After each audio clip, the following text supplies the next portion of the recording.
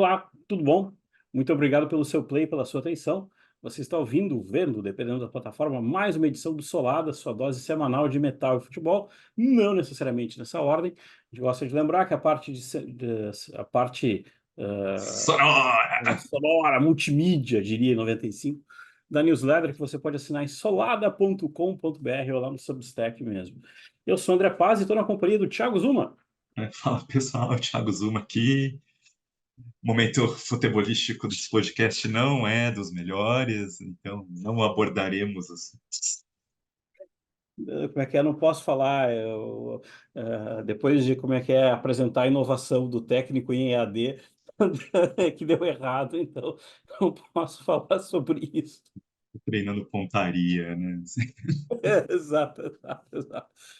Eu e o Thiago estava comentando que assim, a pauta, e que nós vamos falar depois, é uma comparação entre o. Eu vou falar errado e o Thiago vai me corrigir para falar certo.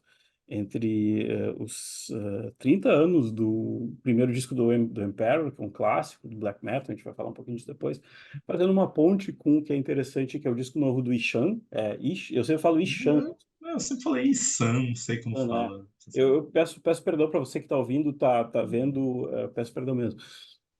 Só que a gente não pode deixar de falar do Sepulfato da semana, inclusive porque acabou de ter novos desdobramentos sobre, assim, como é que é? Se os gringos têm uma novela chamada Slayer, nós temos a nossa versão dublada pela Herbert Richards, né? Thiago, o que foi que rolou com o Eloy Casagrande com Sepultura de novo? Ai, ai, ai, né? Quem sabe o que aconteceu? Como diria, decisões precisaram ser tomadas pensando em novos ciclos que virão. Legal, legal, legal para LinkedIn, assim. É, assim, a gente não sabe o que aconteceu ali com o Eloy. Quer dizer, todo mundo acha que sabe, estamos só esperando para ter certeza que sabe o que aconteceu. Mas que a gente sabe, assim, foi alguma coisa que obrigou a antecipar uma decisão, né? Porque o Eloy participou da coletiva do anúncio dessa turnê final de Sepultura, e essa decisão dele de sair às vésperas do primeiro show, eles estão saindo a reunião em que ele comunicou foi em 6 de fevereiro, assim, não faria muito sentido para isso tudo acontecer, ele ter participado da coletiva se ele não tivesse um mínimo compromisso de participar dessa turnê, assim. Eu estava lembrando assim que foi interessante, porque na hora que o Thiago a gente fica se trocando o zap, fica comentando quando sai algumas coisas.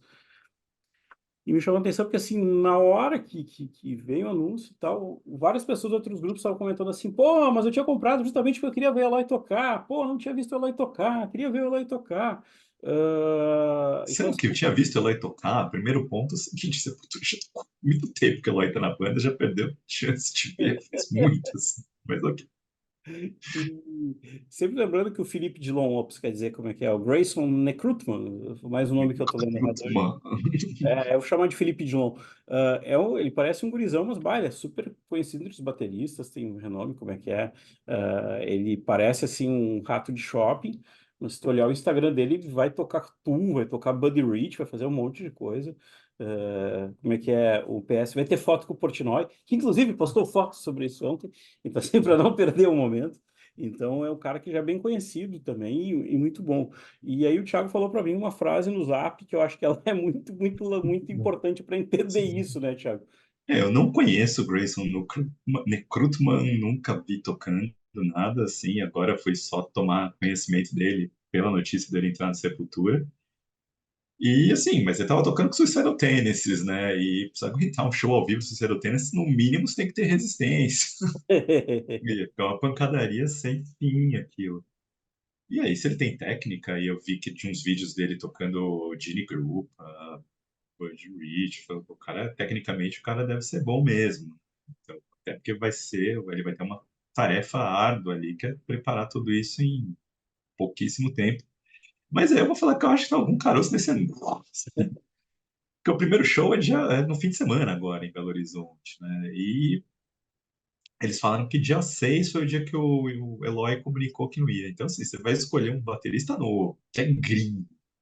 Então, você vai ter que resolver todo esse trâmite burocrático em 20 dias, 25 dias, para o cara tá apto a tocar aqui sem ser com visto de turista, né? Não Eu pode. acredito que os caras da Sepultura não vai fazer isso. Ou daí, não, não, E não. aí você tem que ensaiar tudo, assim. Bom, basicamente, seu lucro inteiro da turnê foi com advogado, né? Os caras tão bravos.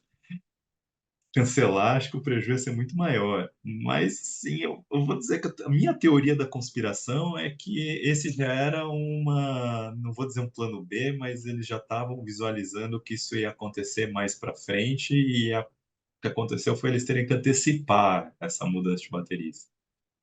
Porque, sei lá, sabe, tipo, eu vou olhar e vou pensar se o motivo do Sepultura ter desencanado de continuar não era já o fato de que o Eloy estava para sair da banda.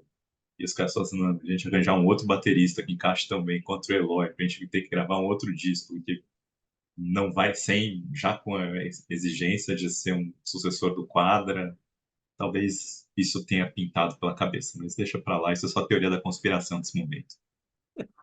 Que engraçado que hoje uma amiga minha usou exatamente essa expressão, teorias da conspiração.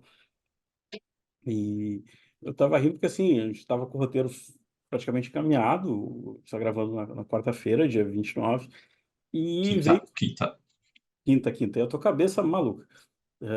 Isso é efeito do São Luís. E aí veio o story do Andreas Kisser, todo choroso, porque, não sei o que, se é que ele vai querer ir pro Slipknot, para... Entendo o perrengue, mas é drama, sabe? Isso acho que acaba diminuindo pra caramba a Sepultura e aumentando o Eloy, entende? Tipo, valeu, legal, bacana, triste, mas, tipo, move on, entende? É, eu acho que o Eloy era uma atração, como você falou assim, eu brinquei que você deve ter 10 anos para ver o Eloy já com Sepultura, né? Não é como se o Sepultura não tivesse na turnê do Quadra a tocar em tudo quanto é canto, quase, mas em Belo Horizonte parece que não.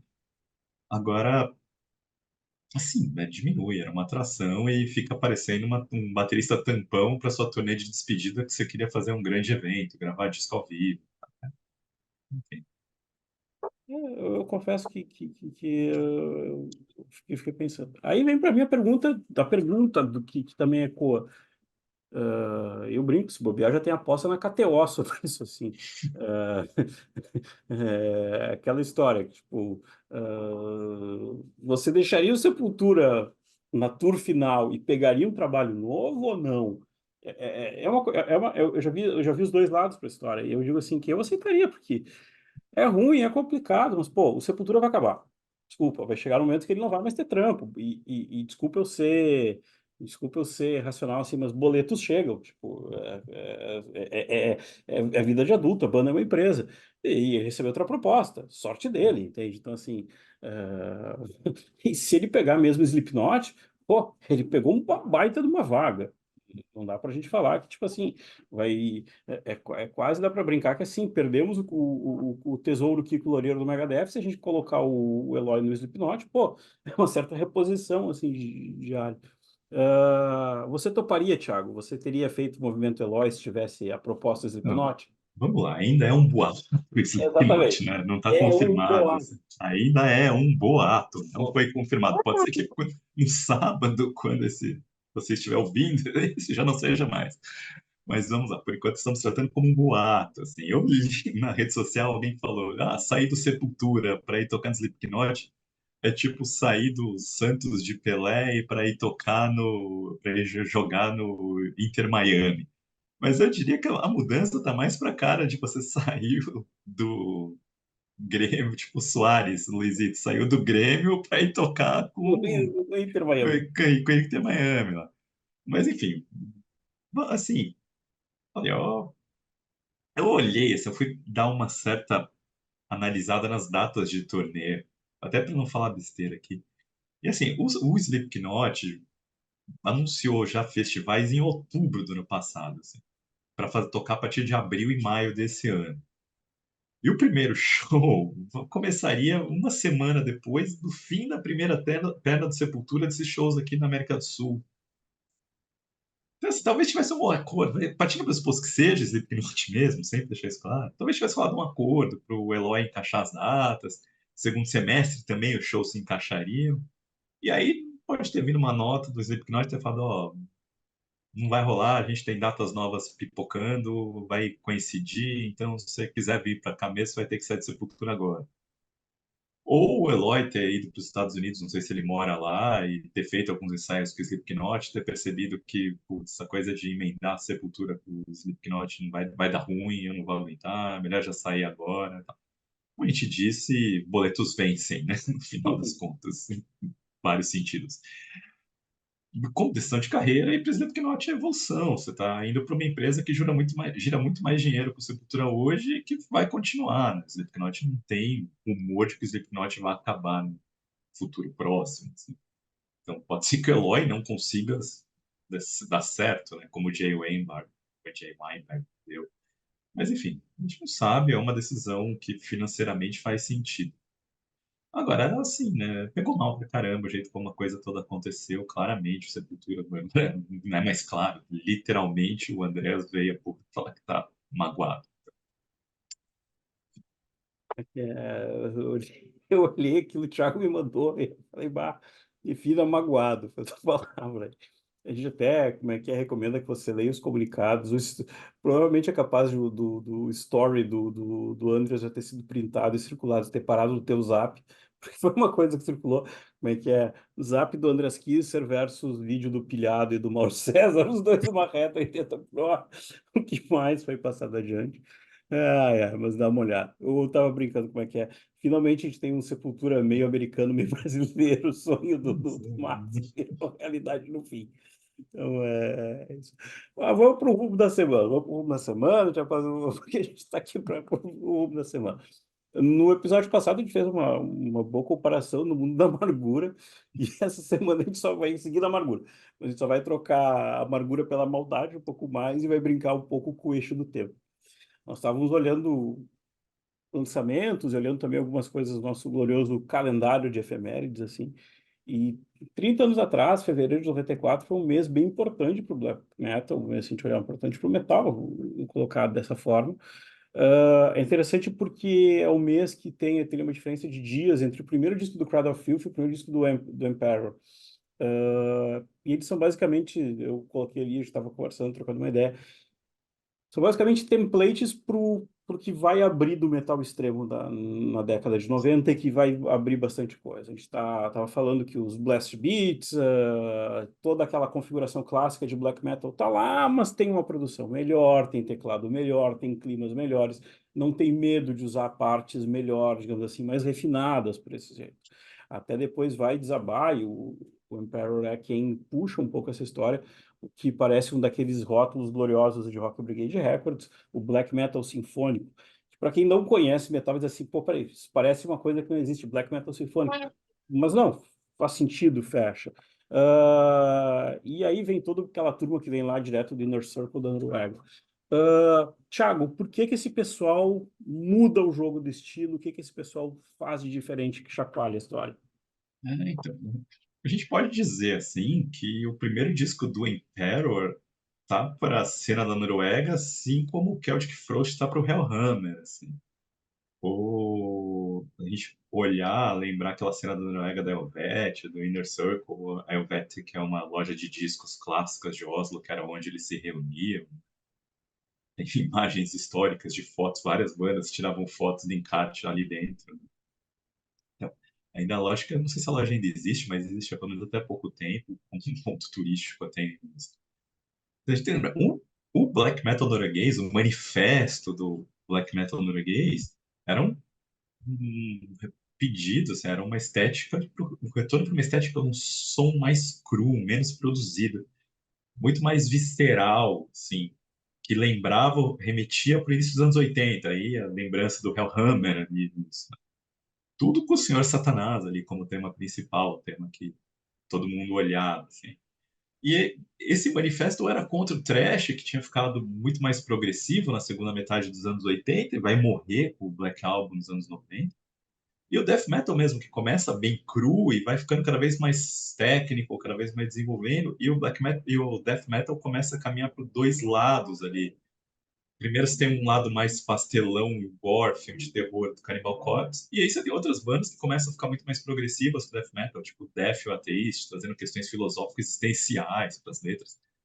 E aí o black metal vai meio contra tudo isso. E o símbolo dessa desse manifesto é o Darkthrone. Se a gente olhar o Darkthrone, banda clássica ali da Noruega, o primeiro disco deles, o Soulside Journey, de 1991, é um disco de death metal até refinado, de sonoridade refinada, se você pegar. E eles estão compondo o segundo disco, que vai ser o Goat Lord, e no meio eles aderem a esse manifesto e engavetam o disco e vão fazer o A Blaze in the Northern Sky, que é o talvez o disco mais icônico pela capa com o corpse paint, pela sonoridade gélida, difícil, os riffs em estacado ali. Então, talvez seja o primeiro grande manifesto dessa cena norueguesa, porque o Mayhem mesmo ainda era uma banda mais de demo, só tinha lançado Death Crush antes, o Maniac cantando. Então, o Dead era só de demos, o Live in Leipzig era ainda uma demo que rolava. Então, o Black Metal era uma rebelião contra esse som polido, assim, era uma busca por alguma coisa que eles diziam, alguma coisa mais real, mais tangível, assim. E aí, se a gente olhar para o Imperator, né? Imperator, a gente lembrar do João Gordo, no MTV zoava isso. Ah, apesar da idade, o Isam e o Samot são muito mais jovens que essa galera do Black Metal. Eles ainda estão ali 15, 16 anos quando essa coisa está começando. O Isam e o Samot são as duas cabeças pensantes do Imperator. Então, e eles estavam no meio desses caras, assim, então, adolescentes meio fazendo parte de um grupo, né, que nunca é uma combinação muito boa, assim. Então, eles partilhavam dessa mentalidade tanto musical quanto das atitudes controversas que essa galera foi fazer ali, para dizer o mínimo, para não falar criminosas. E, assim, aí a gente vai olhar. Muita gente entende essa crueza do black metal com falta de musicalidade, que não é, isso é um erro. Assim. Black metal, as pessoas tinham cabeças muito abertas. Assim. Se você vai pegar esse primeiro Death Crush do Mayhem, tem influências de krautrock ali nas repetições e tal. Então, os caras tinham, cada um tinha uma cabeça de como musicalmente ia desenvolver com aquilo. Não à toa, isso vai acabar acontecendo. A história do black metal vai ter vários subgêneros conforme o estilo vai se desenvolvendo. Cada um vai pegando esse ponto de partida do satanismo, de fazer uma coisa mais primitiva, e vai, cada aos poucos, vai colocando a sua personalidade. E aí que vai entrar o Imperial. Se você vai pegar a demo do Imperial Wrath of the Tyrants, que é de 1992, que ainda é uma sonoridade mais ali Blazing the Northern Sky, com os riffs bem staccato e produção bem afogada ali, parece gravada no banheiro, assim. E aí você vai para o EP auto-intitulado de 93, já tem as composições que estão muito mais refinadas nesse EP de 93. E esse EP de 93 acaba gerando para a banda, ela vai sair, ela vai assinar com a Candlelight Records, que era uma gravadora inglesa, junto com o Enslaved, que também tem uma guinada parecida, assim. As duas bandas são indicadas para o dono da Candlelight Records pelo Euronymous do Mayhem. Então você vê que o Euronymous estava vendo que essas bandas estavam desenvolvendo alguma coisa diferente. O Euronymous clássico, o cara que visualizou esse manifesto todo, já estava vendo que essas bandas estavam caminhando para uma sonoridade indica, do tipo, ele aplaudia que as bandas fizessem isso, né? Então o EP sai em CD com um split com Enslaved. Mas a Crueza tá ali no EP do Imperial.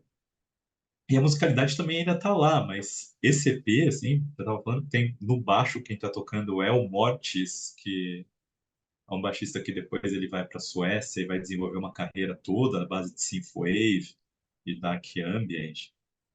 E então essas ideias de teclado estão ali, assim, você percebe que ainda é uma coisa muito mais toquezinhos, que vai remeter a uma banda da Tchecoslováquia ainda, né, que chamava Masters Hammer, muito importante. Isso vai ter influência também no Hot in Christ, ali, de certa forma, e também no Cradle of Filth. Mas a banda começa a ver que dá para levar isso mais longe.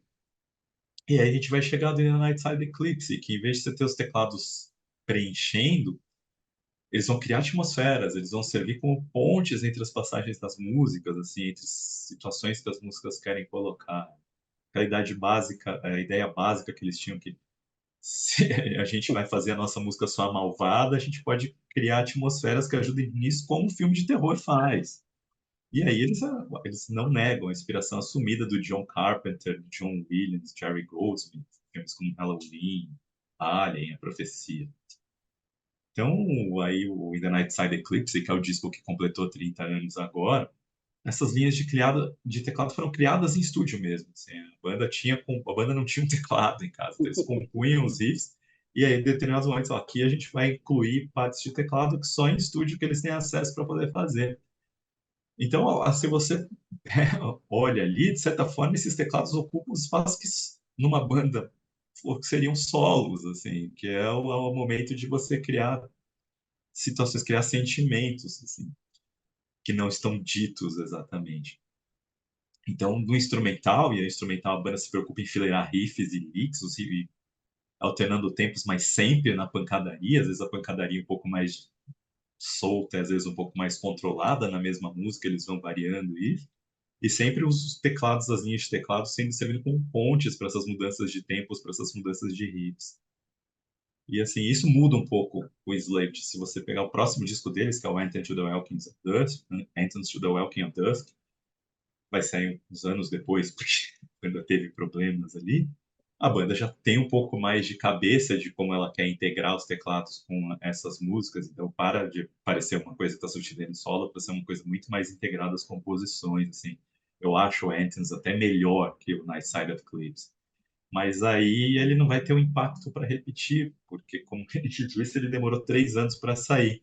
E nesse intervalo de sair o Night Side Eclipse para sair o Anthems, black metal, esse black metal sinfônico já acabou se firmando como estilo, já tem bandas fazendo esse estilo.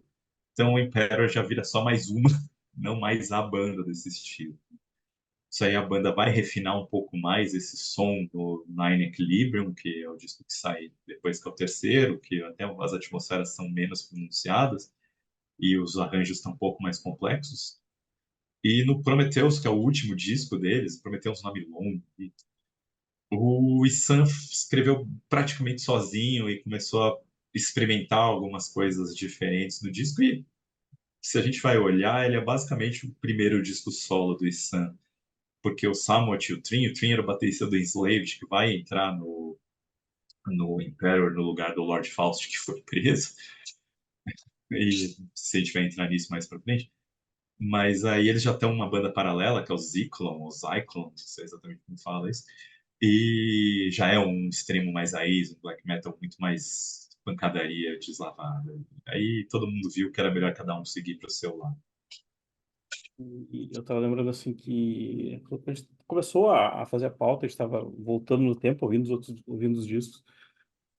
Eu sempre tive uma certa uma coisa assim, quando Emperor e coisa, eu sempre tive uma certa. Eu não gostava da produção, achava o som abafado. Eu entendo que a estética, essa coisa tipo assim, é estética, mas sempre para mim pareceu abafado, foi uma coisa que não rolava.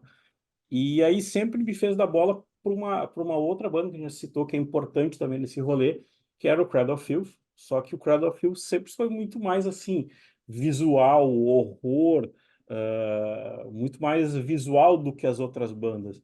E uma produção de como é coisa assim, muito mais empacotadinha e palatável para o cara que não é tão fã de black metal, diferente do Emperor e Companhia Limitada, né? É, então, eu acho que o Emperor teve assim, eu lembro o Emperor causa uma má impressão, porque tinha o clipe da Lost and Curse of Reverence que passava na MTV, e o som tava horroroso nesse clipe, Exatamente. era muito, Exatamente. muito ruim. Então, assim, tava abafado, parecia que tava em mono, tava muito ruim o som disso, assim. Mas eu acho que quando a gente olha até as letras do Emperor, não é aquele satanismo cramulhão de sempre, até tem algumas coisas ali, assim, mas tem uma parte de inspiração mais nórdica, assim, eu até fui até lembrar o primeiro verso do disco, né, na primeira música do disco, eles falam, as the darkness creeps over the northern mountains of Norway and silence reach the woods. Tipo, enquanto a escuridão se arrasta sobre as montanhas ao norte da Noruega e o silêncio atinge a floresta muito Noruega. Assim, muito assim, sabe? Tipo, um cartão de visitas perfeito para um disco que quer ser não só demônio, mas quer ser atmosférico. Sombrio. Assim. Então, e o Cradle of Filth, eu fui ver os primeiros versos do Principle of Evil Made Flesh. É um negócio tipo, da missa primitiva deixa o precioso caos vencer a carne sagrada enchida em fornicação. Então Muito você já vê todos os termos, a forma como você fala, né? assim, como é que é? Num você imagina num você do Emperor, você imagina os caras mais malvados, soturnos. A turma do, do Cradle, você imagina o cara te assustando, assim, É, assim, você já imagina uma peça de teatro, né? noites do Não, terror é do isso, Play. acho que a grande diferença do Império você pensa em um filme de terror e do Cradle of Filth você pensa num teatro de horror, assim, Exato. num teatro vitoriano de horror, vai contar uma história de horror dos anos 1600. E a gente estava lembrando assim que o Emperor gosta de seguir aquele modelo Avalanche, assim, baixo bateria, tá fritando. Mas aquilo que você falou, o teclado tá compondo, tá amarrando algumas coisas. Eu brinco assim que até em algumas faixas tem alguns momentos mais suaves pro que a gente tá falando de black metal. Cai para uma coisa mais metal, não digo tradicional, mas quase um thrash metal, tipo assim, que dá uma amansada assim, ah, tá, pera aí, que tem alguma coisa que eu entendo que eu curto, né? É que eu acho que o Império que forma, assim, aí ele tá dentro da estética norueguesa de ser uma audição difícil, uma audição que seja agressiva, é que ele mais, o que ele faz é mais variar a velocidade. Umas horas estão muito rápidas e aí ele vai variando para ficar um pouco mais ritmo, um pouco mais devagar, mas em nenhum momento o ritmo devagar dela chega a ser alguma coisa tipo Hot in Christ, que é Exato. cadenciado. Mesmo quando é cadenciado, ainda é rápido para um cadenciado. Depois entra o blast beat ali, estourando a bateria. Se a gente vai comparar com o Cradle of Filth não era bem isso, assim, o Cradle of Filth, primeiro disco no principal Evil Made Flash, o Cradle of Filth ainda está amadurecendo como que eles vão fazer, porque ainda tem muitas outras influências misturadas, assim, e eles ainda estão pensando em fazer um death metal do primeiro disco do Dark Throne, puxando para algo mais teatral, foi o que a gente falou agora, gótica, de certa forma, e o black metal está incorporando aquilo sem eles saberem muito bem, assim, e aí a gente vai chegar nisso. Que Imperator vai ter uma importância nisso para eles, assim, mas eles estão olhando desse black metal porque eles querem que soe diabólico, eles querem que soe malvado, assim, então eles estão vendo que aquilo funciona, assim. E aí o Master Hammer, que a gente já citou ali atrás, é uma influência, mas você pensa que o Cradle of Filth, como uma banda inglesa, vai ter a cena de pós-punk, a cena gótica influenciando bastante, trazendo essa sonoridade sombria para a banda, para incorporar esses teclados ambiente, os pianos mais melódicos que esse disco tem, o vocal feminino e narrações, assim, isso já tinha acontecido com o Death Doom, do Anathema Paradise Lost, My Dying Bride, e acho, inclusive, que quem produz o primeiro disco do Cradle of Filth já tinha produzido discos do Paradise Lost. Então, você vê que existe uma linha. A Inglaterra tá os referenciais estão muito mais se misturando na Inglaterra para o Cradle of Filth. E aí a gente vai falar, em 1993, o Imperial veio, acho que foi a primeira turnê de uma banda do Inner Circle fora da Escandinávia. Não sei se exatamente eu li em algum lugar isso, eu até fui procurar informação, não consegui confirmar, mas se não foi a primeira, foi uma das primeiras. E o Emperor ia tocar na Inglaterra abrindo para o Dayside, que é uma das bandas de death metal que mantém o satanismo na primeira linha, assim, anti-religiosismo e a agressividade. Só que o Dayside não pôde, a turnê foi cancelada na Inglaterra por causa dos ativistas ecológicos, assim, o pessoal que defende direitos de animais. E aí, como o Emperor já estava com tudo acertado para ir, a gravadora do Emperor, a Candlelight, acaba fazendo um acordo com a gravadora do Cradle of Filth, que é a Cacophonous Records, e bota o Emperor para tocar nessas datas, nessa semana que ele passaria com o Cradle of Filth abrindo. E assim, isso vai. E aí, na, na cronografia, quando o Emperor volta dessa turnê inglesa, ele grava o Nightside Eclipse. Então, essas músicas já estavam prontas, as ideias já estavam ali, e isso influencia demais o Danny Field. O Danny Field fala que o Nightside Eclipse é muito importante para a guinada sonora que o Cradle of Filth vai ter a partir do segundo disco. E num primeiro momento dá ruim isso. Essa influência do Imperial na banda gera uma cisão. Os guitarristas, o Paul Allender e o Paul Ryan, e o tecladista irmão do Paul Ryan, que é o Benjamin Ryan, saem da banda. Eles vão formar uma banda nessa linha mais teatral, mais doom, de certa forma, com o Darren White, que tinha saído da Anathema, e para seguir essa linha um pouco mais gótica, assim. E aí o Cradle of Filth vai dar essa guinada power metal, essa guinada black metal sinfônica no EP que sai em seguida, que é o Vampire or Dark Fairy Tales in Fallenstein. São os nomes dos discos. E aí o Dusk and Her Embrace vai ser regravado depois, mas aí o Danny já tá um pouco deixando as influências de Imperial, né, ali de lado para pensar numa sonoridade mais própria e, de certa forma, mais comercial. Mas aí é a história, né? Como o Cradle of Filth faz seguir. E assim, eu gosto muito desses três primeiros discos do Cradle of Filth, incluindo quatro, se a gente incluir o Vampire, que até eu gosto mais que os três discos.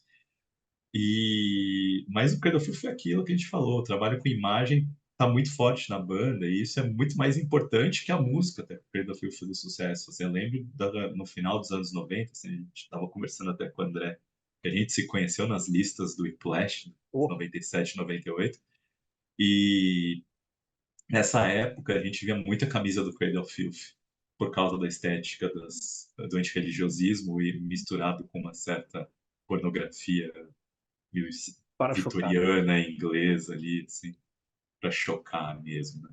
Mas aí a gente vai ter que isso vai acabar sendo importante, porque tanto o Cradle of Filth e o Dimmu Borgir, que acaba assumindo uma outra banda que cresce para fazer sucesso, eles vão ocupar um espaço que o Emperor deixa.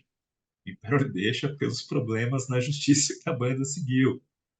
Porque aí o Samot, que é o guitarrista principal parceiro do Sam, foi preso porque ele estava envolvido nos incêndios de igreja, mas ele pega a pena mais leve, porque ele era só um cúmplice ali, não teve violência contra ninguém. Então ele basicamente cumpre a pena toda dele em regime aberto. Mas aí o Mortis vai para a Suécia, dizem as más línguas, porque ele estava envolvido em esquemas de agressões e ele Veja, foge assim, mas ele diz que só foi porque a namorada dele era sueca. O George, que é quem grava o baixo no In the Nightside Eclipse, é preso por penas de agressão. E o pior foi o Faust, que foi preso por ter matado a facadas uma pessoa, que era uma pessoa gay, que ele diz que o gay queria estuprar ele, mas depois ele descobre a história, ele foi um crime de ódio mesmo. E ele, em entrevistas posteriores, ele se diz arrependido de ter feito isso e tal. E, enfim, seguir a vida. O que aconteceu foi que depois, quando o Nightside Eclipse sai, o único cara que tá solto e não tem problemas nenhum com a justiça era o Isam. E o resto da banda não estava disponível, seja para gravar um disco novo, seja para compor um disco novo, seja para sair para fazer turnê e divulgar esse disco que 1994, 95, o jeito que você tem de divulgar o seu disco é sair, cair na estrada.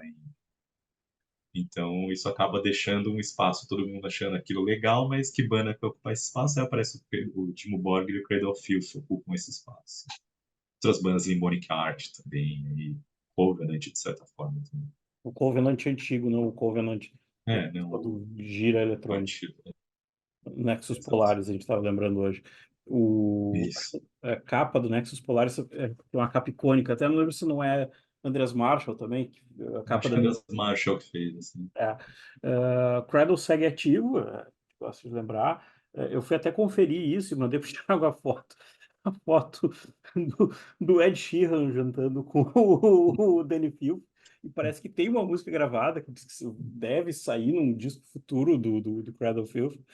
Tipo, eu realmente, tipo assim, fico pensando, tipo, os dois amigos, assim, tipo, e o Ed Sheeran com aquela cara de menino do cocoricó dele, assim, feliz da vida, tipo, com amigo, amizades improváveis.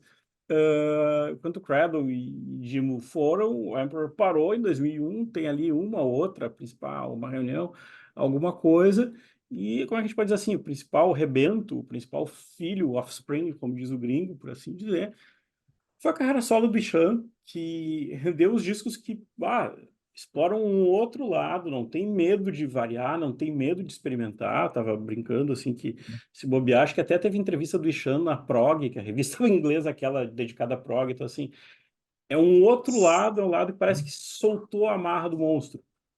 Isso, né?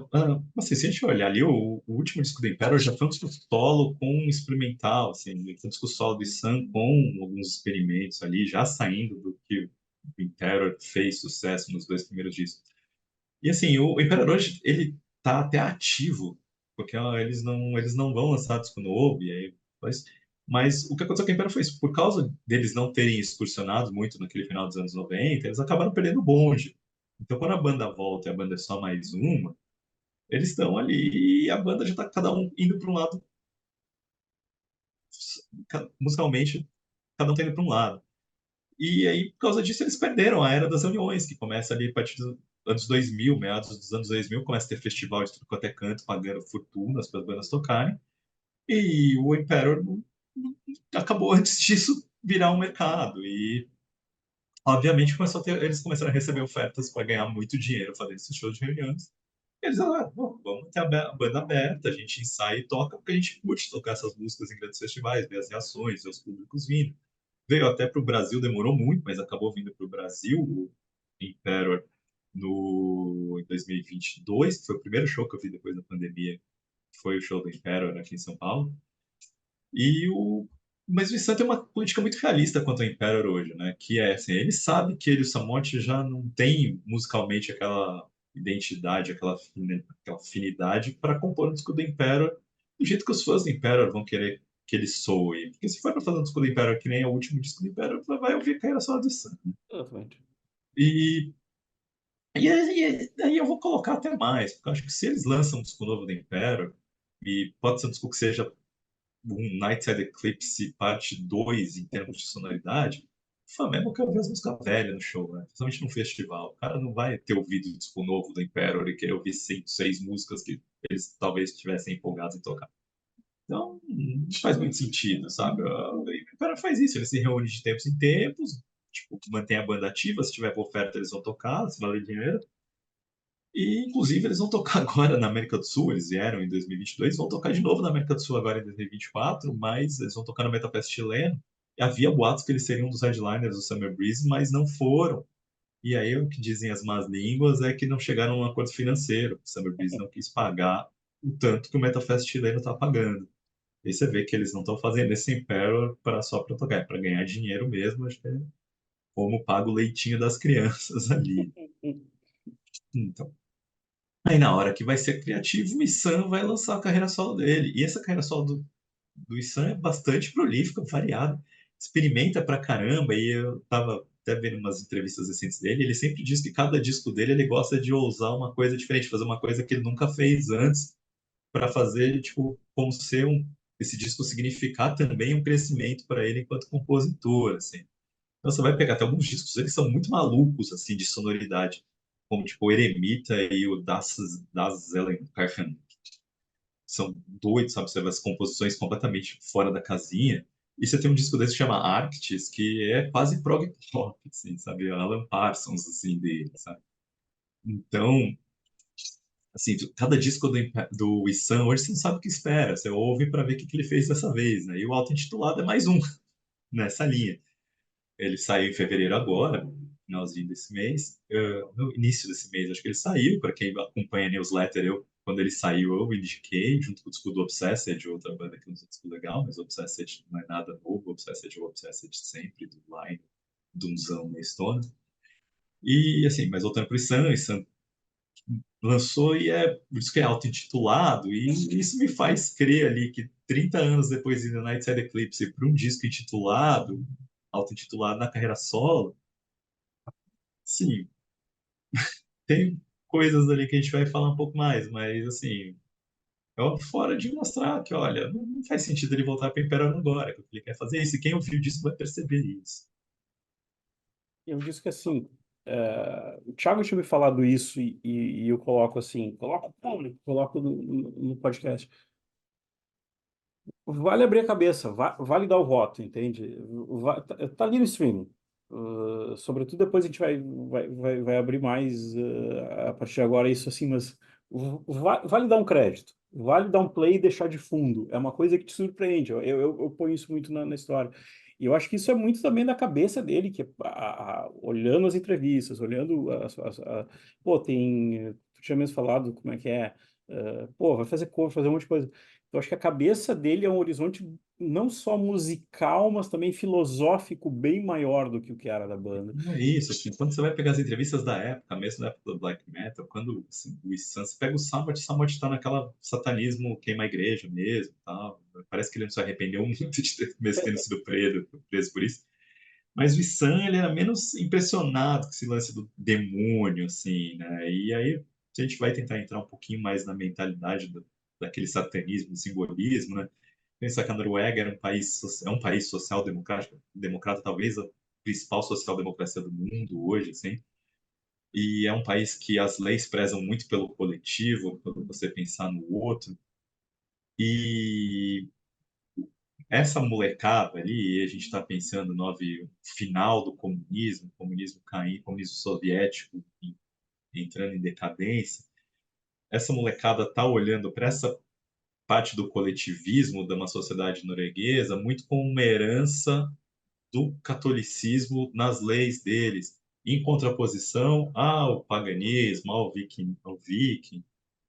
E o satanismo, de certa forma, simboliza o individualismo nessa hora, assim. É a pessoa que não quer seguir a regra superior, que quer questionar os dogmas. Então, isso para um adolescente acaba sendo uma bela, acaba sendo, tendo um grande atrativo. E quando você vê as entrevistas do Sam está muito sempre nessa linha do individualismo, de fazer o que eu quero, né? Você imagina um cara que tá falava, eu quero ser músico, quero viver de música, pô, você está indo contra as regras estabelecidas, assim, né? Tá indo mais uma sociedade que é muito, tem muitas castas, assim, internamente, apesar de ter mobilidades, assim, a democracia formando essas coisas mais engessadas ainda da sociedade. E você falou, são basicamente dois discos, como é que é? Uma versão mais tradicional, uma versão que, que a gente vai se ater um pouco mais, e uma versão instrumental que está chamada de Orchestral Version. Lembrando, ela é um bom complemento. E tem, eu acho que eu devo ser a única pessoa no mundo que olha os vídeos que tem dentro da plataforma do iTunes. O Apple Music tem vídeos, tem as músicas. O Tidal também tem, acho que o Spotify estava incorporando isso, mas não sei se incorporou, assim. Eu acho que eu devo ser a única pessoa que vê esses vídeos. E, tipo assim, tá ali, vambora. E tem umas animações bem legais, assim, Isso, mais abstratas e tal. as animações foram feitas por um cara romeno que chama Costin Chilaneau, assim, Chilaneau, assim. É um cara que faz as ilustrações do Road Burning por muito tempo, assim.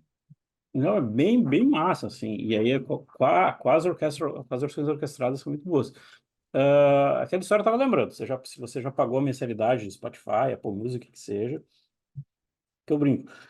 Dá para ouvir um e não ouvir o outro, dá para ouvir o tradicional e só ouvir depois o outro, mas já que a mensalidade é a mesma, ouve as duas ali. O Orchestral Version, assim, né, falando um pouco dele, me lembrou bastante, dando uma referência, a primeira parte do Six Degrees of Inner Turbulence do Dream Theater, assim, pelo que tem de bom e pelo que tem de ruim, tá? Assim. Mas, assim, aí só para entrar nesse ponto dele, que a ideia das duas versões dele veio porque aquela coisa que ele tem sempre de tentar alguma coisa diferente a cada disco, nesse disco o que ele teve foi ele compôs as melodias básicas desse disco no piano, e aí ele fez a adaptação dessas melodias para a versão metal, mas daí na hora de fazer nessa versão orquestral, ele pensou como se ele estivesse compondo a trilha sonora de um filme.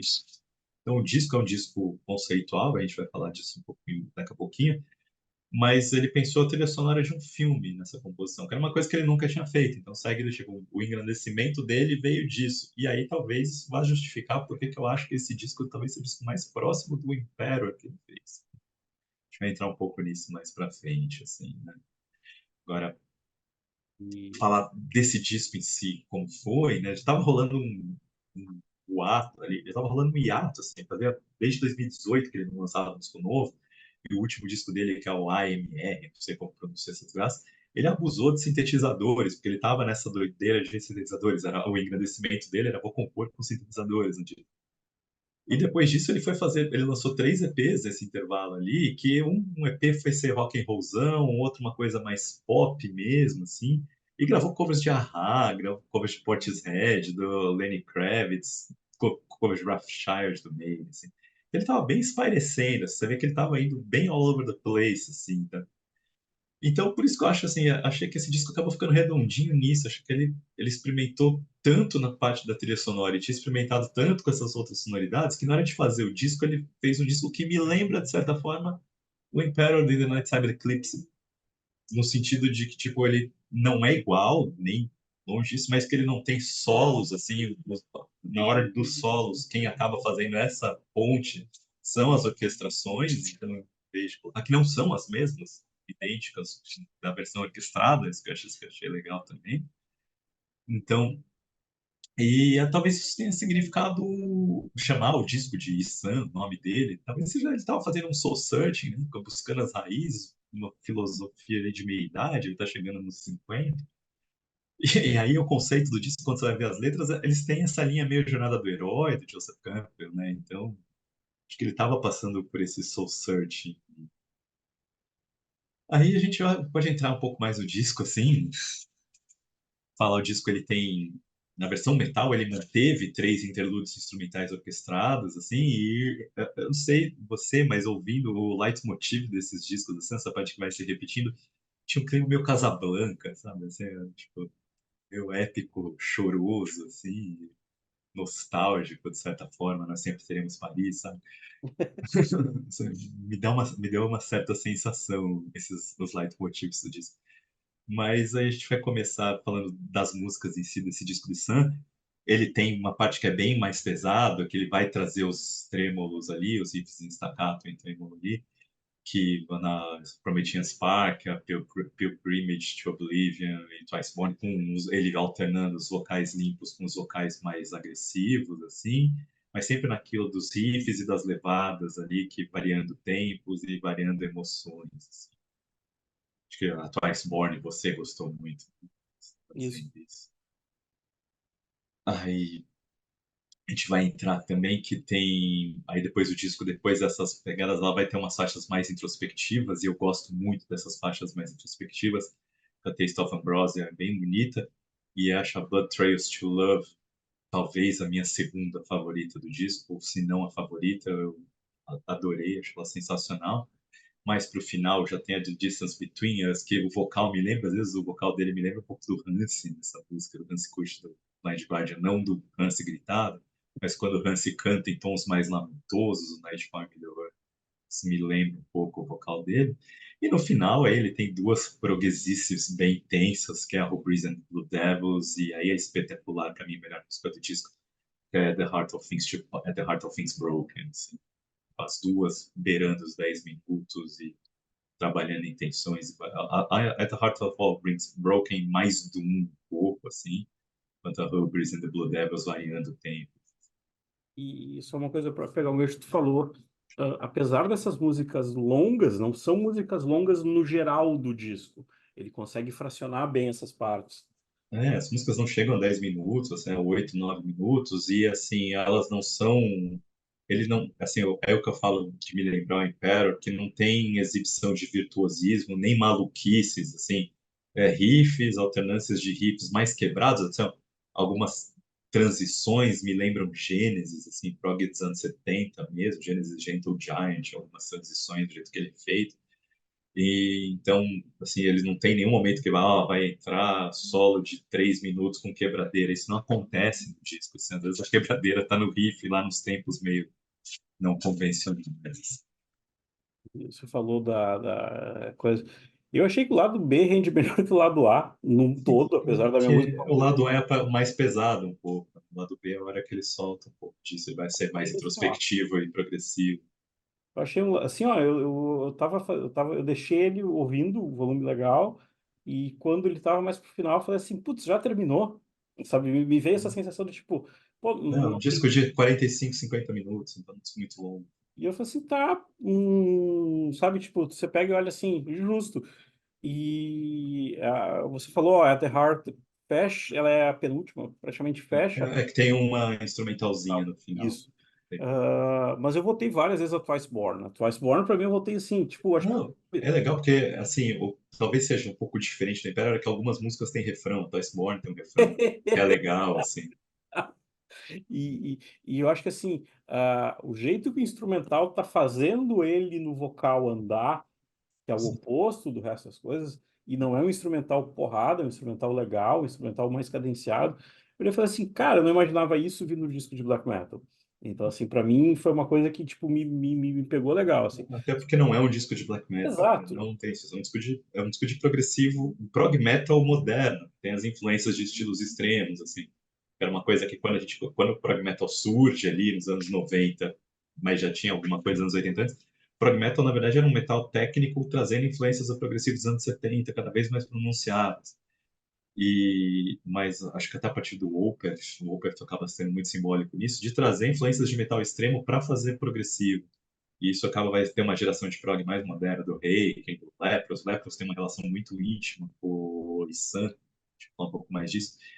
Mas é o prog que não é necessariamente o prog que vai abusar da técnica ou que vai fazer, mas é um prog que vai ter influências de estilos extremos, ajudando a compor a forma como as músicas se desenvolvem.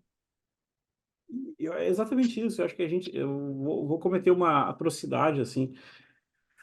Eu acho que a gente acaba bombado por tanta coisa mais assim, prog metal e tanto prog mais contemporâneo que acaba sendo mais, como é que é? Agora eu vou causar a ira da Kombi de ouvintes do Solado, essa coisa mais pasteurizada do Steven Wilson, assim, que justamente você quer um respiro, você quer uma coisa tipo assim, me dá uma outra área, me olha para outro extremo, assim.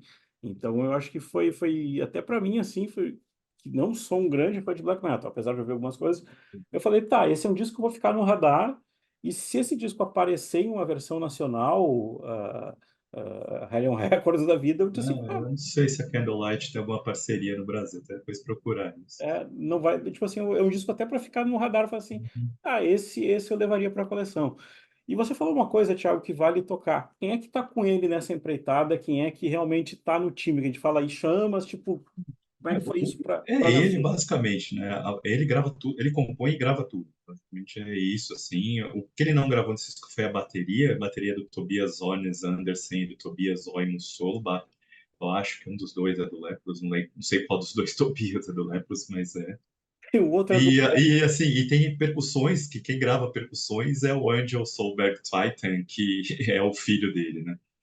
E assim, o disco tem bastante orquestração, mas as orquestrações ele faz por sampler mesmo, é o Spitfire, o aplicativo que ele usa, que é um aplicativo que tem sampleadas a orquestra da BBC inglesa. E a única coisa das orquestrações que foi gravada mesmo foram os violinos, que foram gravados por um cara que chama Chris Baum, que já gravou com Lepros também. Então, essa relação íntima do Lepros, que me fez até pensar em alguns momentos que eu acho que o Einar Solberg, que é o vocalista, pianista, tecladista do Lepros, que também já tocou em alguns outros discos do Sun, assim, ele teria tocado, cantado, mas não nesse disco não, assim, ele não tem. E para quem não sabe, o Ainer vai vir tocar no Brasil, só essa linha piano e voz, ele vai fazer alguns shows no Brasil lá. Achou interessante. Eu brinco que Lepros é uma banda que eu sei que não é. Eu já vi uma galera malhando, foi uma banda que ao vivo, para mim foi. Para mim foi Os uma shows coisa. do Lepros são legais pra caramba. São muito bons os shows. Você sai do show do Lepros querendo virar fã, mas eu nunca consegui virar fã. A primeira vez que eu vi o Lepros foi no Road Burn de 2013, que era o Lepros e Sun. Então eles chegavam, faziam 40 minutos de show e eles nem saíam do palco, e Sun só entrava no palco e mudava a iluminação. Acho que o Lepros usava umas luzes verdes, eu não sei se ele continua usando esses temas verdes na luz. Aí virava escuridão, entrava o Sun e começava a tocar as músicas solo do Sun. Mas aí no início de carreira do Sun. Então, eram os dois juntos. E o show do Lepros era um show que você olhava, você ficava embasbacado. Os caras eram malucos no palco de correr, de ser um show de muita entrega e muita intensidade. Então, eu falei assim, putz, eu vou virar fã dessa banda, porque o show foi muito legal, mas eu boto os discos não me incomodam. Agora, se serve de consolo, não é só o Lepros. Esses progs mais modernos, que tem metal extremo envolvido, não me comovem tanto, assim. Mesmo o Haken, que é uma banda que todo mundo ama, pra mim, eu acho legal, ouço, mas não tenho vontade de ver show, não tenho vontade de... Mesmo o Lepros, quando eu veio de novo, foi um show que me comoveu aí. Falta aquele clique, falta aquela coisa, tipo assim. É, por algum motivo não é a coisa que tá pegando. De Sun eu gostei muito desse disco, talvez porque me lembra o Imperial, assim. E aí, acho que a carreira solo de Sun é tão variada, tão legal, que vale a pena ir acompanhando. Não, esse é o que assim, eu olhei e falei, tá, esse vai para a lista de coisas massa do ano, assim. Fevereiro e temos uma, assim, então é bem massa. Eu tinha colocado aqui, Thiago, se faltou alguma coisa, me lembra, mas assim, quem quiser dar uma boa mergulhada nessa história da turma da Noruega, tem um livro lá, o Lords of Chaos, a Estética Torta traduziu, ficou com o nome Lords of Chaos.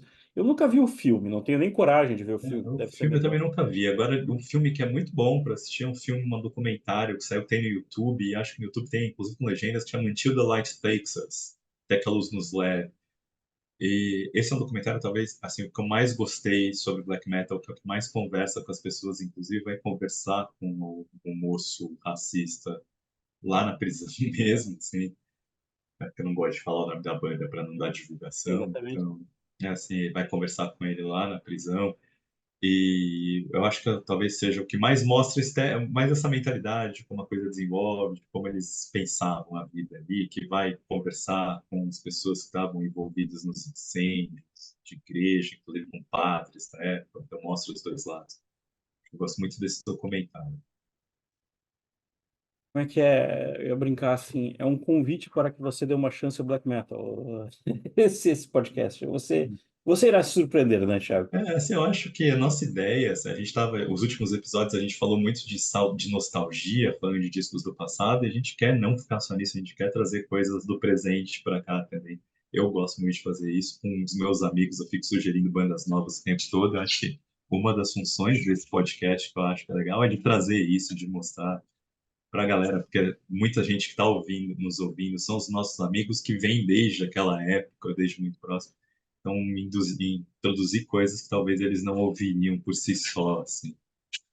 O Ixan tá nessa aí.